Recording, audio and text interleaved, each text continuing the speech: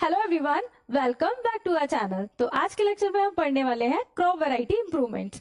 हमने last lecture में start किया था क्लास 9 का बहुत ही इंपॉर्टेंट चैप्टर जिसका की नाम था इम्प्रूवमेंट इन फूड रिसोर्सेज। तो हमने लास्ट लेक्चर में स्टार्ट किया था हमारा चैप्टर जिसमें कि हमने ये जाना था कि फूड रिसोर्सेज क्या है, प्लांट्स, एनिमल्स, क्रॉप्स क्या है, और बेटा एक ओवरव्यू लिया था चैप्टर का कि जिसमें हम ये देखने वाले थे कि क्या क्या इंपॉर्टेंट हम पढ़ने वाले हैं, है ना। तो लास्ट जहाँ पे खत्म किया था हमने वहीं से हम स्टार्ट कर रहे हैं। क्या कर रहे हैं? क्रॉप वेराइटी इंप्रूवमेंट देख रहे हैं, है ना। बेटा जो आज इस लेक्चर को देख रहे हैं उससे पहले आप मेरा लास्ट जो प्रीवियस लेक्चर है इसी चैप्टर का फर्स्ट जो पार्ट है वो भी देखकर आओ, तो आपको और अच्छे से समझ में आएगा। और नहीं भी, अगर नहीं भी आ रहे हो, डायरेक्टली टॉपिक को देख रहे हो आप पर्टिकुलर, तो भी बेटा आपको समझ में आने वाला है क्योंकि हम बहुत ही बेसिक से बहुत ही अच्छे से शुरू कर रहे हैं, ठीक है। उससे पहले, स्टार्ट करने से पहले सबसे इंपॉर्टेंट बात, आप पेन पेपर पेन कॉपी लेकर बैठेंगे। जो भी की पॉइंट्स होंगे बेटा उसको आप राइट डाउन करेंगे, नोट डाउन करेंगे, है ना। जिससे कि आप एग्जाम टाइम पे जब आप कॉपी खोलोगे तो आपको एक एक कीवर्ड से याद आ जाए कि भाई इसके बारे में ये बताया था मैम ने, इसके बारे में ये बताया था मैम ने, है ना। कुछ कुछ मेमोरी भी तो होती है तो वो याद आ जाएगा। इसलिए आप सिर्फ वीडियो देखो नहीं, उसको लिखो भी, ठीक है। ओके, चलो स्टार्ट करें। ठीक है, क्रॉप वैरायटी इंप्रूवमेंट की बात हो रही है। क्रॉप की वैरायटी इंप्रूव क्यों करनी है? क्या जरूरत है इंप्रूव कराने की? हाँ मैम, जैसे चल रहा है वैसे क्या मतलब अच्छा नहीं है? वो बिल्कुल अच्छा है, बट बेटा हम जैसे कल बात कर रहे थे कि इंडिया की पॉपुलेशन डे बाय डे क्या हो रही है, इंक्रीज हो रही है। तो बेटा खाना भी चाहिए सबको, है ना, खाना चाहिए ना, तो खाना बनाना पड़ेगा। खाना बनाना पड़ेगा मैम किचन में? नहीं नहीं, किचन में नहीं बनाना है, डोंट वरी, किचन में बनाना नहीं है, खाना प्रोडक्शन, है ना। मतलब जो कच्चा सामान भी है जो कैसे आएगा, वो ऑब्वियसली बात है कि उसको प्रोड्यूस करना पड़ेगा। जैसे कि बेटा गेहूं होता है ना, आप घर में गेहूं का आटा बनाकर उसकी रोटी बनाकर खाते हो, तो बेटा वो आ कहाँ से रहा है ना। सोचो सोचो, थोड़ा पीछे जाओ। गेहूं बेटा उगाया जाता है खेतों में, फिर उसको पीसा जाता है, देन आटा बनता है उससे, फिर आपके पास आता है, आप उसकी रोटी बनाते हो, है ना। कैसे बेटा? पैसों से खरीदते हो आप, है ना। लेकिन वो कहीं ना कहीं क्या होता है, उसको फार्मिंग की जाती है उसकी, है ना, उसको खेतों में उगाया जाता है, ग्रो किया जाता है, प्रोड्यूस किया जाता है। तो यही कि खाने को हम प्रोड्यूस कैसे करें और खाने की वैरायटी को हम इम्प्रूव कैसे करें, है ना, क्रॉप की वैरायटी को इम्प्रूव कैसे करें, ये देखने वाले हैं हम। क्यों जरूरी है ये भी देखेंगे हम, और कैसे कैसे होती है ये भी देखेंगे हम, ठीक है। तो बेटा एक वर्ड है हाइब्रिडाइजेशन। हाइब्रिडाइजेशन का मतलब होता है कि दो अलग अलग प्लांट्स हैं, ठीक है, दो अलग अलग प्लांट्स हैं। सपोज करो बेटा किसी का फ्रूट अच्छा है तो किसी का कलर अच्छा है, और मेरे को दोनों चाहिए, मेरे को कलर भी अच्छा चाहिए, मेरे को फ्रूट भी अच्छा चाहिए। तो मैं क्या करूंगी, इन दोनों प्लांट्स को मैं क्रॉस करा दूंगी, मैं इनका आपस में रिप्रोडक्शन करा दूंगी, और बेटा जो नया प्लांट बनेगा ना उसको मैं बोलूंगी हाइब्रिड। क्या बोला बेटा मैम ने बोला कि दो अलग अलग प्लांट्स हैं, ठीक है। समझो समझो, इमेजिन करो, दो अलग अलग प्लांट्स हैं, मुझे एक प्लांट का कुछ अच्छा लगा, एक प्लांट का कुछ अच्छा लगा, मतलब कि उसमें न्यूट्रिशनल वैल्यू अच्छी उसके फ्रूट में, है ना, और बेटा उसका कलर भी अच्छा अट्रैक्टिव सा है ना, मार्केट में बिकता भी है। तो बेटा मैं क्या करूंगी कि दोनों प्लांट्स का मैं क्या कराऊंगी, रिप्रोडक्शन करा दूंगी, है ना, क्या करा दूंगी, क्रॉस करा दूंगी, और एक नया प्लांट बन जाएगा। नया प्लांट को क्या बोलेंगे भाई? हाइब्रिड बन गया, हाइब्रिड बन गया। और ये पूरी प्रोसेस को हम क्या बोलेंगे? हाइब्रिडाइजेशन हो गई। क्या हो गई? हाइब्रिडाइजेशन हो गई, ठीक है। और मैं ऐसा कर क्यों रही हूं? क्योंकि बेटा वैरायटी इंप्रूव करने के लिए, है ना। वैरायटी मतलब कि देखो, किसी एक प्लांट में एक चीज अच्छी थी, किसी एक प्लांट में एक चीज अच्छी थी, हम उसको दोनों को अलग अलग क्या कर रहे थे, ग्रो करा रहे थे, अलग अलग उसको प्रोड्यूस करा रहे थे। तो बेटा जगह भी ज्यादा लग रही थी और बेटा टाइम भी ज्यादा लग रहा था, है ना। लग रहा था कि नहीं लग रहा था? सोचो सोचो, लग रहा था ना? यस मैम, लग रहा था। तो बेटा अब मैं क्या करूंगी कि दोनों को अगर मैंने क्रॉस करा दिया है, दोनों को रिप्रोडक्शन करा दिया है, तो एक ही प्लांट में दोनों चीज मिलेंगी कि भाई कलर भी मिल रहा है और मुझे फ्रूट भी न्यूट्रिशनल मिल रहा है, न्यूट्रिशन वाला मिल रहा है। तो अकल लगाई ना मैंने हाइब्रिडाइजेशन से। हाइब्रिडाइजेशन मतलब पूरी प्रोसेस, और जो प्लांट बना वो हाइब्रिड बन गया। समझे इस चीज को? गुड। तो बेटा हाइब्रिडाइजेशन से हम वेराइटी को इंप्रूव कर सकते हैं, ठीक है। क्या होता है एक बार पढ़ लो कि it is a process of crossing between two और मोर जेनेटिकली डिसिमिलर प्लांट। ओहो, ये क्या क्या भारी भारी वर्ड्स लिख दिए हैं, समझ में नहीं आ रहा मैम। क्रॉसिंग का मतलब होता है रिप्रोडक्शन कराना, मतलब कि दो प्लांट्स को आपस में रिप्रोड्यूस कराना। क्या मैम प्लांट्स भी सेक्सुअल रिप्रोडक्शन करते हैं? मतलब रिप्रोडक्शन करते हैं, यही पूछ लो पहले तो आप। हाँ बेटा करते हैं, बिल्कुल करते हैं। क्लास 10th में आप पढ़ेंगे पूरा रिप्रोडक्शन, उसमें बेटा प्लांट्स में भी देखा गया है, जो फ्लावरिंग प्लांट्स होते हैं, एंजियोस्पर्मिक प्लांट्स होते हैं, उनमें बेटा सेक्सुअल रिप्रोडक्शन होता है, और प्लांट्स एसेक्सुअल रिप्रोडक्शन भी करते हैं, है ना, वेजिटेटिव प्रोपोगेशन भी करते हैं। तो आप ये जानेंगे 10th क्लास में। अभी आप इतना जानो कि हाँ भाई उनके बीच में क्या होता है, रिप्रोडक्शन होता है, सेक्सुअल रिप्रोडक्शन होता है। हम दो प्लांट्स को आपस में क्या क्रॉस करा के एक नया प्लांट बना सकते हैं, जिसको हाइब्रिड बोलते हैं, जो कि किस लिए करते हैं हम, वैरायटी को इम्प्रोवाइज कराने के लिए, ठीक है, वैरायटी को इम्प्रूव कराने के लिए। समझे इस चीज को?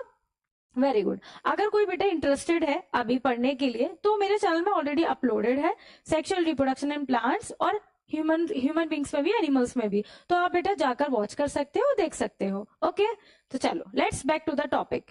क्या कह रहे थे हम कि it is a process of crossing between two और मोर जेनेटिकली डिसिमिलर प्लांट। मतलब जेनेटिकली डिसिमिलर प्लांट्स मतलब कि उसके अपने कैरेक्टर्स है भाई, उस प्लांट के अपने कैरेक्टर्स से इस प्लांट के अपने कैरेक्टर्स हैं, दोनों को हम मिला के दो एक प्लांट बनाने जिसमें दोनों कैरेक्टर हैं, तो जेनेटिकली डाइवर्स हुआ, जेनेटिकली डिसिमिलर हुआ ना। जेनेटिकली मतलब कि जीन्स के लेवल पे, जीन्स के लेवल पे मतलब कि डीएनए याद आ रहा है, डीएनए सोचो सोचो, सेल के अंदर न्यूक्लियस, न्यूक्लियस के अंदर क्या, न्यूक्लियस के अंदर क्या, डीएनए, डीएनए का एक टुकड़ा होता है जिसको हम जीन बोलते हैं। सब दिमाग से निकल गया ना, कुछ समझ नहीं आ रहा ना, कोई बात नहीं, अभी देखते हैं, अभी देखते हैं, शांत शांत, ठीक है।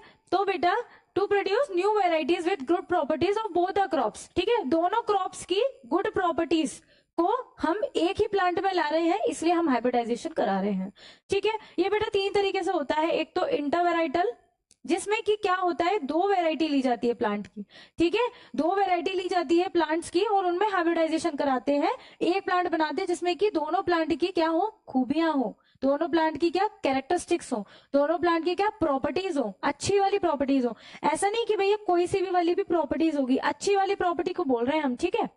दूसरा होता है बेटा इंटरस्पेसिफिक, दो स्पीशीज है belong to same genus, same genus मतलब कि वही जीन्स के लेवल पे, ठीक है, दो स्पीशीज के बीच में हम क्रॉस कराते हैं, दो स्पीशीज के बीच में हाइब्रिडाइजेशन कराते हैं और नया प्लांट बनाते हैं। एक है बेटा intergeneric, between species of different genus, ये है सेम जीनस में करा रहे हैं, और ये स्पीशीज के बीच में करा रहे हैं डिफरेंट जीनस में, ठीक है। तीन तरीके से होता है, आप याद रखेंगे, इनके डेफिनेशंस भी याद रखेंगे, आपके एग्जाम पॉइंट ऑफ व्यू से इंपॉर्टेंट है। ओके, इंट्रोडक्शन ऑफ जीन, अच्छा समझो इस चीज को, हम और अच्छे से समझते हैं कि कैसे हो रहा है, ठीक है।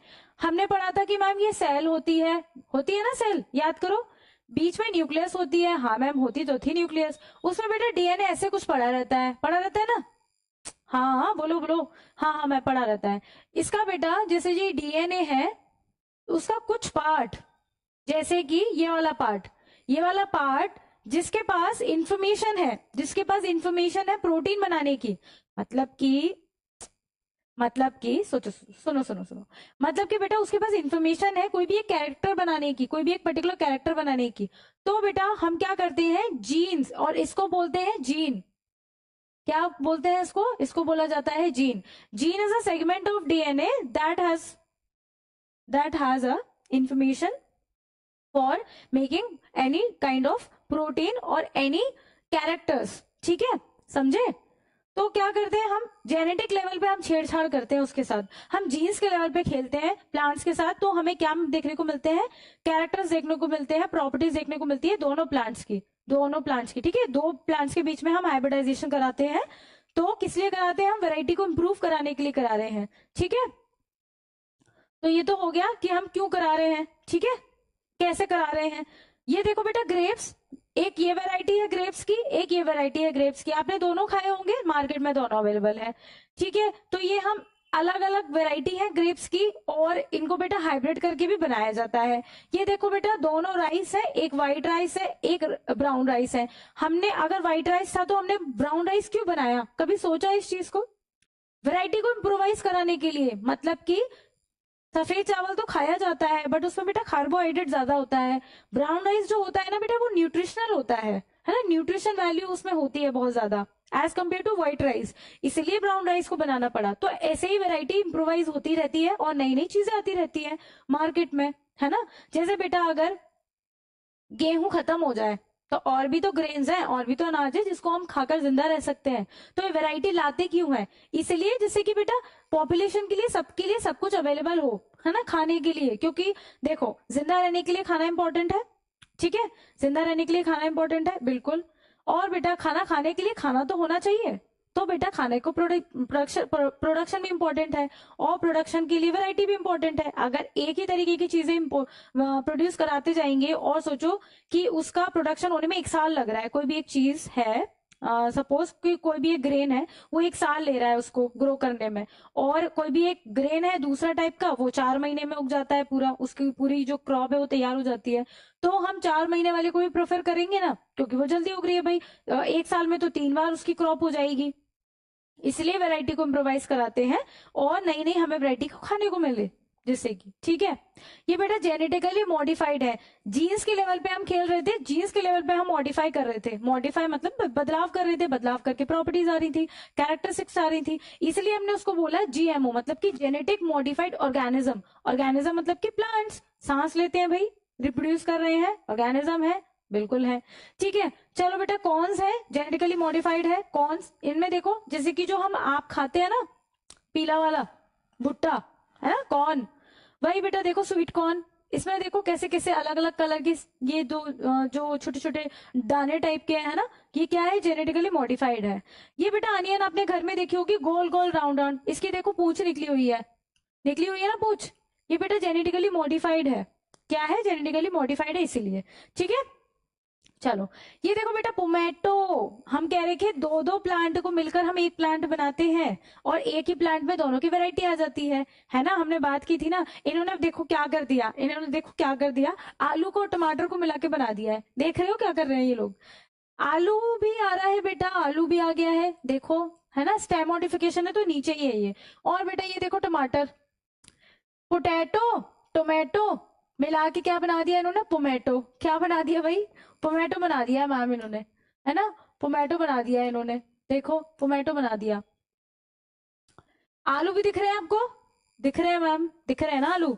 और बेटा टमाटर भी देखो, दोनों को मिला के पोमैटो बना दिया है ना। तो ये होता है बेटा, क्या होता है? क्रॉप वैरायटी इम्प्रोवाइज, और ये क्या था बेटा? हाइब्रिडाइजेशन था, ठीक है, दो प्लांट को मिलाकर एक प्लांट बना दिया। गुड एंड हेल्दी सीड्स, हम ये क्यों कर रहे हैं भाई? क्या होगा इससे? क्या होगा इससे, है ना? हम क्रॉप की वैरायटी क्यों इंप्रूव कर रहे हैं? क्या होगा इससे? एक तो बेटा यील्ड है वो हायर हो जाएगी, यील्ड मतलब कि प्रोडक्शन, प्रोडक्शन है वो हाई हो जाएगा, to increase the productivity of the crop per एकड़। इम्प्रूव्ड क्वालिटी, क्वालिटी भी इंप्रूव हो जाएगी, ज्यादा न्यूट्रिशन वाले हमको क्रॉप खाने को मिलेंगे। Quality of crop produce vary from crop to crop, ठीक है, ये याद रखेंगे बेटा, इंपॉर्टेंट है, आपके डायरेक्टली भी आता है क्वेश्चन एग्जाम में, तो एग्जाम पॉइंट ऑफ व्यू से भी बहुत इंपॉर्टेंट है, तो आप ये लिखेंगे सब, ठीक है। वीडियो को पॉज करके लिखेंगे, वीडियो को पॉज करके लिखेंगे, ठीक है, okay. Next, biotic and abiotic resistance. अब बेटा ये देखो, आप हो अपने घर में, आपके पास घर है, बारिश हो रही है बाहर तो आप घर में हो, सर्दी ज्यादा पड़ रही है तो घर में आ गए, गर्मी ज्यादा पड़ रही है तो घर में एसी है तो घर में आ गए। बेटा प्लांट्स के पास ऐसा नहीं है, उनके पास ऑप्शंस नहीं है, वो घर में नहीं जा सकते, उनके पास घर नहीं है ना, वो बेटा क्या खेतों में होते हैं, है ना, फार्म में होते हैं, फील्ड में होते हैं, उनके पास बेटा सर्दी गर्मी बारिश भूत कुछ भी हो, कुछ भी आए तो क्या करना पड़ेगा? उनको खड़े ही रहना पड़ेगा, उनको डटे रहना पड़ेगा, राइट, है ना। तो बेटा ऐसे प्लांट्स जिनके पास ऐसी प्रॉपर्टीज होती हैं, है ना, रेसिस्टेंट वाली, कि भाई वो सब कुछ झेल सकते हैं, है ना, सब कुछ, तो ऐसी वेराइटीज को भी हम क्या कर सकते हैं? इम्प्रोवाइज करा सकते हैं ना।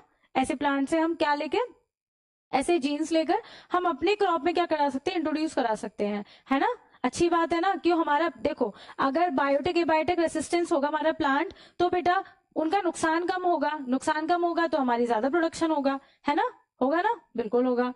वाइडर अडेप्टेबिलिटी, हमारी जो क्रॉप है उसके पास वाइडर अडेप्टेबिलिटी होनी चाहिए, हम इंट्रोड्यूस करा सकते हैं उसको, मतलब कि हम वैरायटी चेंज करके करा सकते हैं, जिससे कि बेटा ज्यादा अडेप्टेबिलिटी होगी, उसमें सारी चीजों को झेल लेगी, सारी चीजों को मतलब कि रेसिस्ट करने की, तो बेटा उसका नुकसान कम होगा, है ना, हमारी क्रॉप खराब कम होगी और ज्यादा उसका प्रोडक्शन होगा। ऐसे ही डिजायर्ड एग्रोनॉमिक ट्रेड्स, मतलब कि हम जो चाहे वो ट्रेड हम क्या करा सकते हैं, इंट्रोड्यूस करा सकते हैं, हम उस ट्रेड को ला सकते हैं अपने प्लांट में। जैसे कि मैं कह रही थी कि वो कलर अच्छा लग रहा है और बेटा उसका फ्रूट खाने में न्यूट्रिशनल है, तो दोनों को मैंने क्या कराया, क्रॉस कराया, नया प्लांट बना दिया।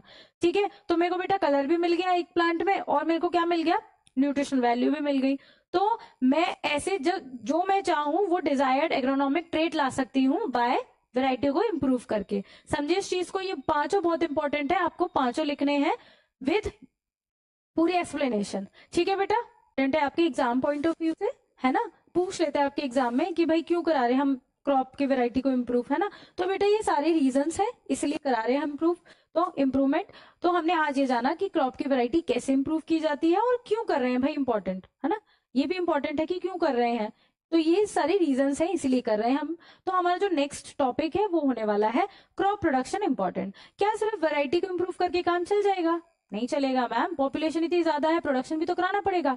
करेक्ट, तो हम नेक्स्ट लेक्चर में जानेंगे कि क्रॉप का प्रोडक्शन इंप्रूव कैसे होता है, क्या क्या जो क्लासिकल मेथड्स हैं, जो पहले से मेथड्स चले आ रहे हैं उनको भी पढ़ेंगे और क्या इम्प्रोवाइज करा सकते हैं हम वो भी जानेंगे। तब तक के लिए बेटा आज के लिए इतना ही, हम नेक्स्ट जानेंगे इससे नेक्स्ट आने वाला टॉपिक। तब तक के लिए बेटा stay tune, follow for more. और आपको मेरी वीडियोस अगर अच्छी लगती है तो वीडियो को लाइक करें, अपने फ्रेंड्स के साथ शेयर करें और चैनल को सब्सक्राइब करें। तब तक के लिए बेटा stay tune, follow for more. Thank you.